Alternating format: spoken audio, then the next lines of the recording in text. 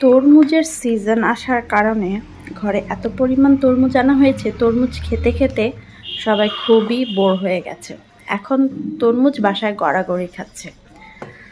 তো এগুলা আগের কাঠটা তরমুজ ছিল, ইফতারিতে খাওয়া হয়নি, তো এগুলো আবার পরে খাওয়া হবে সেই ভেবে ফ্রিজে নর্মালি রেখে দিয়েছিলাম, কিন্তু আর খাওয়া হলো না। তো পরের দিন ভাবলাম যে এতগুলো তরমুজ টাকা রেখে না, এগুলো তো ফেলতেও মায়া লাগে। তো আমি আজকে নিজের স্টাইলে মহাব্বতের শরবত তৈরি করব।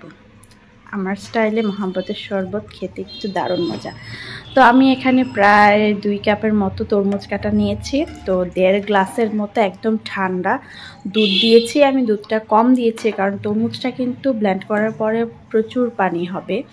তরমুজটা এমনিই একটা পানি পানি ফল, তো পানি হবে এখানে। আর আমি এখানে মিষ্টির জন্য ব্যবহার করছি 1/3 কাপ এখানে কনডেন্স মিল্ক। আপনারা চাইলে চিনি ব্যবহার করতে পারেন, তবে কনডেন্স মিল্ক ব্যবহার করলে চিনির পাশাপাশি টেস্টটা কিন্তু দারুণ আসে। তো আমি এখানে কনডেন্স মিল্ক দিয়ে দিয়েছি। আসলে মহাব্বতের শরবত যেটা, এটা সবাই মানে সবার মুখে মুখে শরবতটা অনেকটাই একটা নাম হয়ে গেছে, প্রচলিত নাম।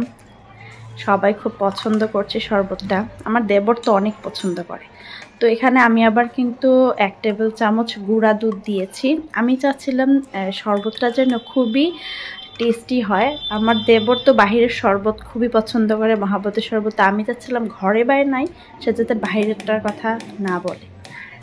তো এখানে আমি 2 চা চামচ দিয়ে দিয়েছি হেভি ক্রিম। আর এখন ব্লেন্ডার জারে স্মুথ একটা ব্লেন্ড করে নিব।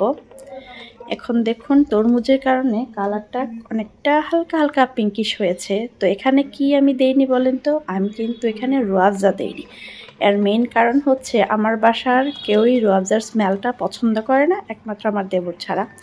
তো বাকিরা পছন্দ করে না, একজনের জন্য আর রুয়াবজা দিলাম না। রুয়াবজা দিলে কিন্তু খুব সুন্দর একটা কালার আসে, একদম পিঙ্কিশ পিঙ্কিশ। আর এখানে হালকা একটু পিঙ্কিশ হয়েছে, কিন্তু খেতে যে এত মজা হয়েছে।